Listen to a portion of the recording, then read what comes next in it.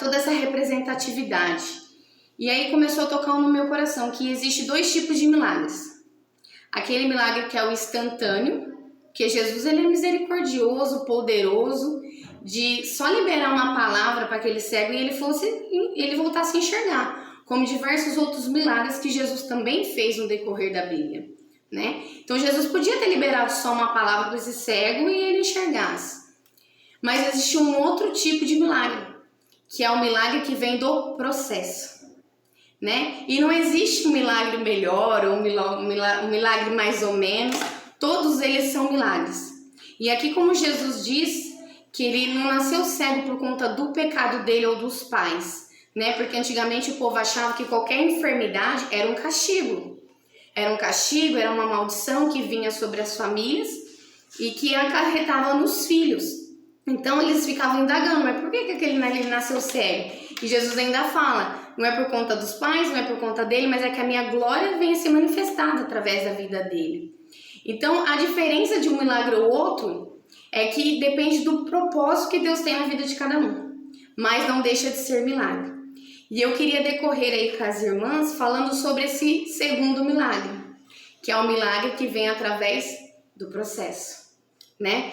E aí a gente olha para esse milagre que Jesus fez e a gente fica se perguntando, mas o porquê da lama, mas o porquê do guspe, né? Porquê de todo esse processo, né?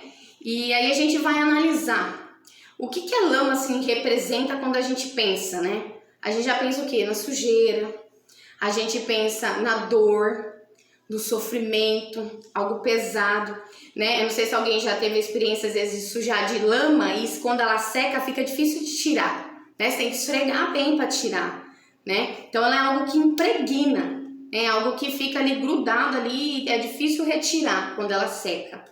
E aí a gente pergunta, nossa, mas parece até meio nojento se for para pensar, mas cuspir na terra. E o que Jesus está mostrando ali? A gente sabe que a nossa saliva, ela contém o quê? DNA. E o DNA são partículas nossas. O que Jesus estava representando com aquele ato simbólico? Que mesmo perante a dor, ele estaria conosco. Parte dele estaria com nós no processo, né? Então aí Jesus vem, joga parte dele ali na lama, faz aquela laminha e passa nos olhos do cego e diz para ele, vai lá e te lava no tanque de Siloé, no tanque, né? E aí a gente pergunta, mas por que todo esse processo? Jesus não podia só passar ali e falar, pronto, enxerga? A gente às vezes não entende os processos, o porquê que a gente tem que enfrentar certas circunstâncias. E Jesus ele é tão lindo, maravilhoso, que ele nos mostra o quê? Que existe coisas na vida que para o milagre acontecer depende da gente. O processo às vezes depende de nós mesmos, né? Porque Jesus falou assim, olha, eu coloquei parte de mim nesse sofrimento para que você veja que você não está sozinho. Mas agora a gente olha para o quê? Para a autorresponsabilidade. Agora você tem que pegar e ir até o tanque e se lavar. E aí a gente traz hoje para os nossos dias de hoje, né, meninas? Qual que é o tanque que a gente precisa acessar? Né? Qual que é o processo que a gente precisa enfrentar? Porque muitas vezes a gente olha só o problema. Né? Eu costumo dizer assim, quando a gente foca no problema, tudo que a gente foca cresce. Então a gente foca muito no problema, muito na dificuldade. Meu casamento não está dando certo, os meus filhos estão com dificuldade, meu trabalho, minha autoestima, minha vida. Foca sempre no problema. Mas qual será que é a minha parcela? O que será que precisa que eu faça para que aquilo melhore? Tem uma frase muito que eu gosto de Freud, né, que diz assim, qual que é a minha, como que eu posso culpar o vento pela janela que eu deixei aberta? E essa frase ela é muito reflexiva para nós, porque nós na saúde emocional que nós estudamos, através da terapia, a gente entende que o quê? Tudo na vida é 50%. 50% meu e 50% do outro. Qual será que é a minha parcela? O que será que eu preciso fazer? Mas às vezes a gente se cega tanto no problema, né? Que a gente fica focado tanto no outro, né? No que o outro precisa fazer e não olha para nós mesmos. Muitas vezes a gente não olha para nós, do nosso interior. Se analisa e se pergunta o que eu preciso melhorar. Né? Será que hoje nós temos cuidado de nós como mulheres? Será que a gente tem olhado para nossas emoções e se perguntado como que eu estou? Como é que tá a minha emoção hoje? Né, esse mês aí de outubro rosa, eu tive a oportunidade de ministrar em várias empresas e eu vim conversando com várias mulheres, né? E eu trouxe essa reflexão para elas. Porque o câncer de mama, a gente tem que fazer o toque, né, da mama, para sentir a mama, para ver se tem algum carocinho e tal. E quantas mulheres ali não conseguem se tocar? Não conhece, às vezes, a espessura da sua pele, não conhece como que é a mama, porque não é só o carocinho, mas a gente tem que olhar o quê? O aspecto da mama, se tá normal. Às vezes a gente não tem coragem de se olhar no espelho para ver como que a gente vai descobrir se tem algo diferente, né? E como que a gente não tem amor por nós, para nos tocar? Aí eu falei, lembra quando a gente que é mãe, eu tenho 3 filhos, quando o bebezinho nasce, a mãe tá com o bebezinho novinho, né? Então dá pra tirar o exemplo dela. O bebezinho nasce, a gente quer o quê? Ficar cheirando o bebezinho e toca o bebezinho e abraça o bebezinho, porque a gente só toca quem a gente ama, não é verdade? Então, se eu não me amo, por que que eu vou me tocar, vou observar, né, as características do meu corpo? Então, é momento da gente se olhar, se analisar. Saber que se eu estou bem, o meu casamento vai bem. Se eu estou bem, os meus filhos vão bem. Se eu estou bem, a minha empresa, o meu trabalho vai bem. E tudo vai do que? Da mente. Tudo vem e começa na nossa mente. Né? Eu tenho estudos também na área da sexualidade e a gente aprofunda nos estudos que o que? O desejo, né? Para o marido e para a mulher, começa na mente. Antes dele replicar no corpo, de vir as sensações, no corpo começa na mente. Então a gente pode ser escravo da nossa própria mente. E muitas vezes a gente barra o processo do milagre por conta que a gente não está fazendo a nossa parte. Aí a gente olha lá para o Antigo Testamento. O povo lá dos hebreus, né, que saíram do Egito, a trajetória deles, estudiosos dizem que demoraria 40 dias para esse percurso ser completo. E demoraram 40 anos. Por quê? Porque 40 anos eles ficaram dando em volta. Ali era um milagre que Deus estava fazendo na vida deles. Teria que ter o processo dos 40 dias? Sim, era um milagre através do processo. Mas quem que atrasou esse processo? Muitas vezes é nós mesmos. Então que hoje a gente possa refletir um pouquinho, olhar para nós, qual que é a minha parcela? O que eu preciso mudar? O que eu preciso melhorar? Né? Observar como um todo. Porque eu preciso trazer a autorresponsabilidade para a minha vida. Olhar, será que eu estou fazendo o meu papel como esposa, que eu deveria fazer? Será que eu estou fazendo o meu papel de mãe, que eu deveria fazer? Eu falo muitas dos papéis de valores na nossa casa. Muitas vezes nós, mulheres, em vez de sermos mulheres, né, dos esposos, a gente é mãe, a gente é filha, né? E a gente não tá ali no lugar de esposa, que é o quê? Guardiã do lar, é o termômetro da casa, é a coluna da família. Então a gente inverte os papéis. E se a gente inverte os papéis, como é que a gente vai ter um casamento bem resolvido? Jesus, ele gosta das coisas o quê? Organizada, né? Jesus não trabalha em meio à bagunça, né? Então eu não sei qual que é o processo que as irmãs têm passado, eu não sei qual que é o milagre que as irmãs têm clamado nesse dia, não sei o que as irmãs estão, né, enfrentando nesse momento. Eu não conheço, mas eu acredito que todas aí têm alguma batalha a ser enfrentada, né, precisando de um milagre, ou na sua vida ou na vida de alguém. E muitas vezes a gente quer o quê? Um milagre instantâneo.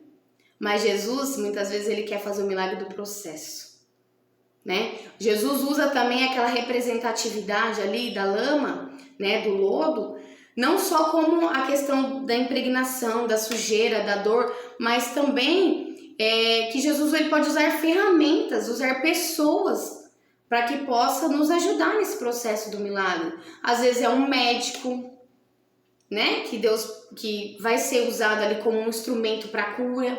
Às vezes é uma terapia, às vezes é um medicamento. Às vezes é dar um chacoalhão na gente, porque às vezes a gente olha, eu preciso mudar tal coisa, eu preciso melhorar minha autoestima, eu preciso perder uns quilinhos. Eu sempre tô nessa luta, né? Perder uns quilinhos, mas a gente, cadê a nossa parcela? A gente não faz uma caminhada, não procura ali cuidar do templo do Senhor. E como que eu vou cuidar do templo do Senhor se eu não me amo? Que a palavra do Senhor diz o quê? Ama a ti mesmo, né? Antes de você amar o próximo, você tem que amar a ti mesmo. E o próximo não é só vizinho, não é só a pastora, não é só as irmãs. E o próximo mais próximo, que é o marido, o filho, o pai, os amigos do trabalho, eles são os próximos, os mais próximos. Então, como eu vou amar se eu não sei o que é o amor? Sendo que eu não me amo primeiro. Eu só dou aquilo que eu tenho transbordando. Se eu transbordo amor, eu vou transbordar amor no outro. Agora, se eu transbordo dor, se eu transbordo tristeza, se eu transbordo mágoas, eu vou transbordar no outro, né? Aquele que está ferido, ele vai continuar sangrando em cima do outro enquanto ele não curar as suas dores. E muitas vezes esse movimento é involuntário, é pelo inconsciente. Porque a nossa mente ela é dividida em consciente e inconsciente. Para as irmãs verem quanto é sério essa situação, a nossa consciência tem um poder de 5%. Somente isso, 95% vem do quê? Do inconsciente. E o inconsciente é que rege os meus comportamentos. Então olha como isso é perigoso, né? 95% de quem eu sou está baseado nas minhas dores. Que tá lá, eu falo que o meu inconsciente é a caixinha preta da mente, né? Aquela caixinha ali do quartinho da bagunça, que a mente só vai escondendo ali as nossas dores. Então ali, tá ali escondidinho. E eu tô sendo regida por esses comportamentos.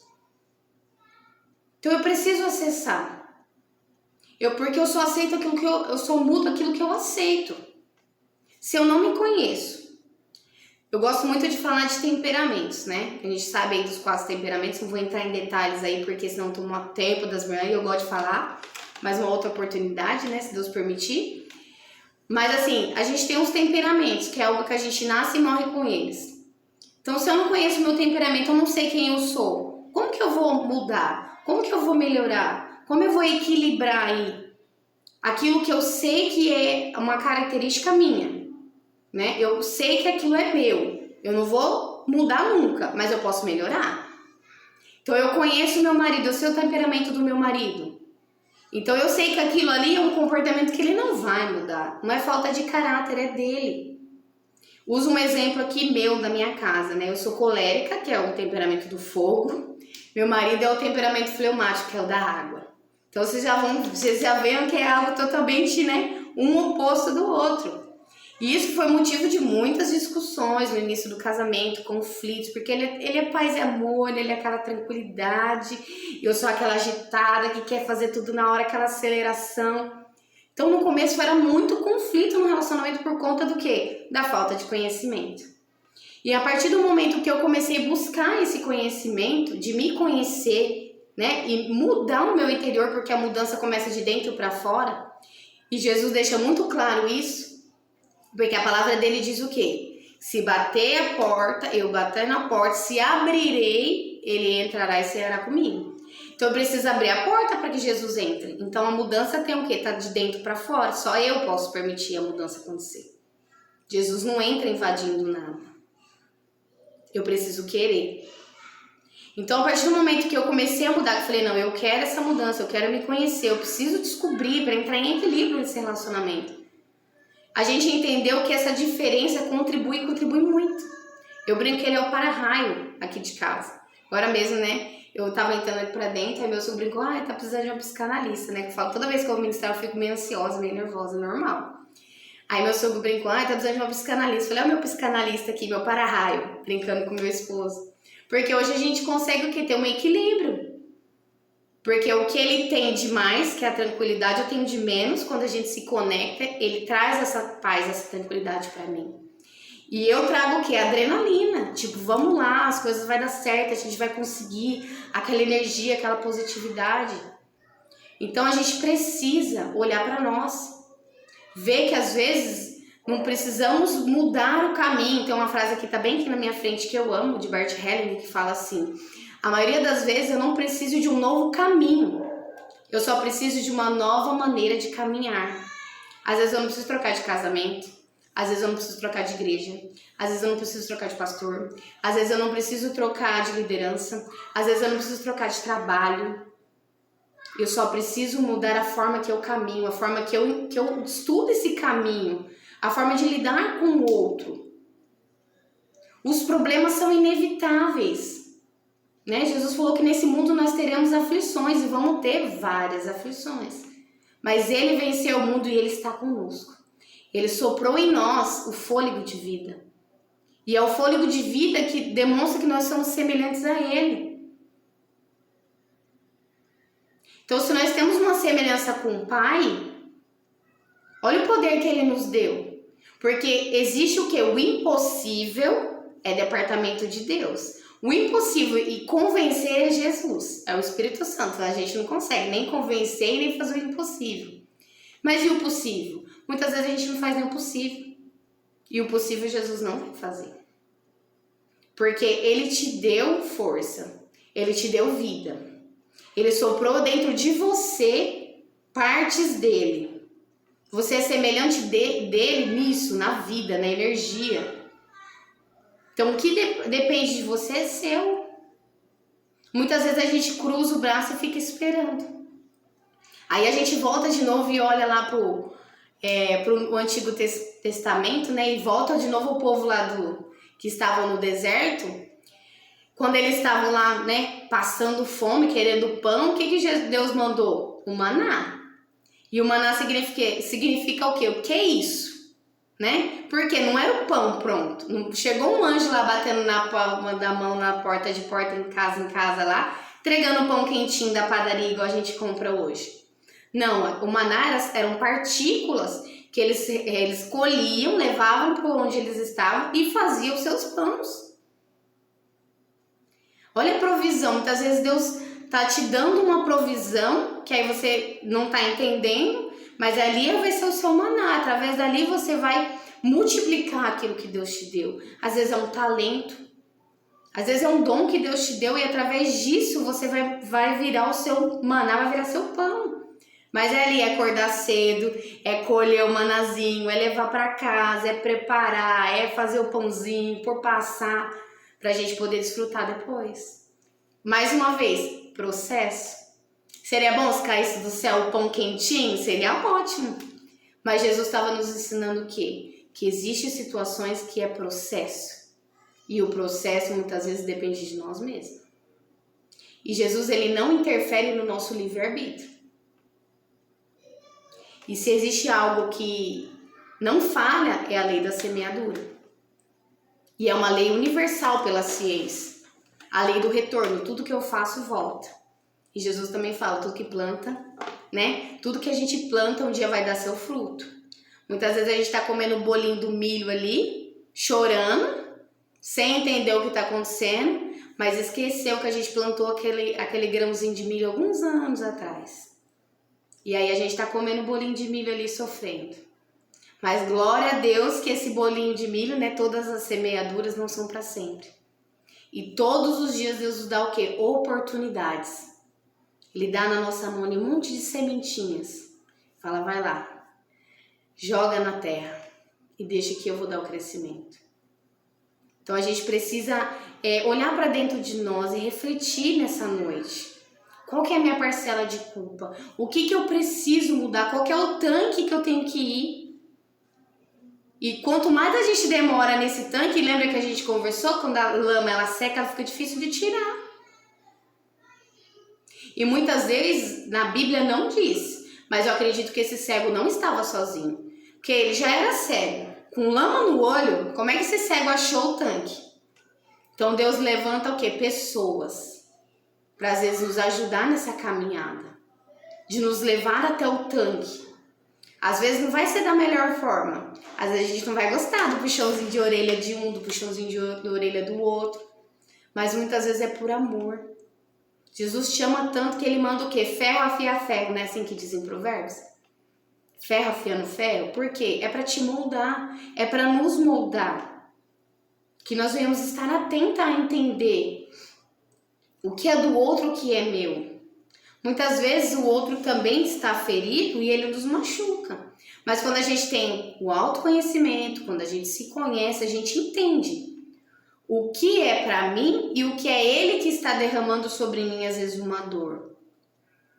Então a gente consegue ter o que? A sabedoria, o discernimento, né? Porque ninguém entra numa guerra sem conhecer o seu inimigo. A gente olha de novo para o Velho Testamento e vê quando eles iam entrar, vamos usar a história de Davi, quando iam entrar em uma guerra, eles o que? Estudavam ali o território, estudava o inimigo, estudava a forma de ataque. Não entra em qualquer jeito numa guerra. E às vezes a gente não se prepara para entrar na guerra da vida do dia a dia. Não tem discernimento para descobrir qual que é as armas que eu preciso usar. Eu costumo dizer que, principalmente na terapia, eu trabalho muito isso, a questão dos 3 corpos. Que é o corpo físico, o corpo emocional e o corpo espiritual. Eu sou uma terapeuta cristã, então eu sempre trabalho espiritual, o físico e o emocional. Eu falo que é o tripé. Se um desses tripé estiver manco, essa casinha vai cair. Às vezes eu cuido tanto do meu espiritual, tô ali de domingo a domingo na igreja e oro e jejuo, eu cuido demais do espiritual, mas o meu emocional tá abalado. E o meu físico tá abalado. Jesus não se agrada disso. A minha casa tá abandonada. Jesus não se agrada disso. Por quê? O meu primeiro departamento, o meu primeiro ministério é a minha casa. Porque o que Jesus fala? Que aquele que é casado se dedica à sua casa. Aquele que é solteiro que se dedica ao quê? À igreja. E a gente tem que se dedicar, claro, na verdade Paulo fala, né? A gente tem que se dedicar sim à obra do Senhor. Porém, a gente tem que estar atento às demandas da nossa casa. Esse é o discernimento, né? De eu saber com qual é a arma que eu vou lutar. Aí muitas vezes tem gente que cuida demais do físico. Tá sempre no médico, é academia, é cabelo, é unha, é roupa, é tudo no fim. Tá sempre lindíssima. Mas o emocional e espiritual tá, ó, essa casinha vai cair. Então, é momento de olhar para esse tripé. Qual que é a área da minha vida que eu preciso cuidar? Será que eu preciso cuidar mais do meu espiritual? Será que eu preciso cuidar mais do meu emocional? Será que eu preciso cuidar mais do meu físico? Por que a palavra do Senhor também diz que um coração alegre aformoseia o rosto? É o coração alegre que formoseia o rosto.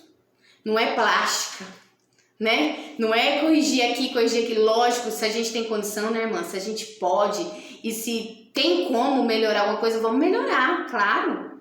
Né? Vamos buscar melhoria, fazer um cabelo, uma unha, fazer uma dietinha, fazer uma academia, fazer isso, fazer aquilo. Ótimo. Mas se alegrar com aquilo que nós somos a imagem e semelhança do Pai.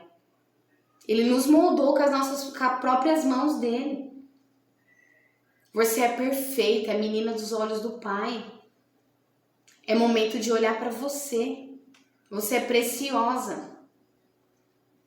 É momento de se amar. Lembra? Eu só dou amor quando eu me amo. Se eu não me amo, como é que eu vou derramar amor em alguém? Como é que eu vou amar o meu esposo? Voltando, a gente volta aí na parte da área da sexualidade. As mulheres acham, é porque eu não consigo ter desejo, porque eu tô isso, eu tô aquilo, eu preciso melhorar isso, melhorar aquilo. Gente, desejo começa na mente. Lógico, o homem é visual. Mas ele tá pouco se importando com o seu formato do seu corpo. O homem tá se preocupado, o marido tá preocupado com o quê? Com aquelas sensações que o nosso corpo proporciona aos nossos esposos. Lógico que a gente tem que se cuidar, claro, porque a gente gosta de se cuidar, né? A mulher gosta de estar bonita, arrumada, cheirosa. Sim, claro. Só que quebrar esses tabus, que eu preciso ser perfeita, que eu preciso dar conta de tudo. Meninas, parem com esse negócio da gente querer ser guerreira. Quando alguém vem e fala pra mim, mulher, você tem que ser guerreira, eu já falo, pelo amor de Deus, não quero ser guerreira, não. Porque a única mulher guerreira que luta lá é a da Marvel, né? Não é nem da Marvel, da DC lá, da Mulher Maravilha. Que ela se estrupia todinha lá no meio da guerra e ainda continua bonitona daquele jeito. A gente não, se a gente for pra guerra se estrupia, volta estrupiado, não é verdade? Então a gente não precisa ser guerreira, a gente precisa ser sim fortes. A gente precisa sim se fortalecer no Pai. A gente precisa fazer aquilo que é preciso ser feito. Ninguém foi chamado para fazer tudo. Eu sempre falo, vamos delegar funções, vamos delegar tarefas, né?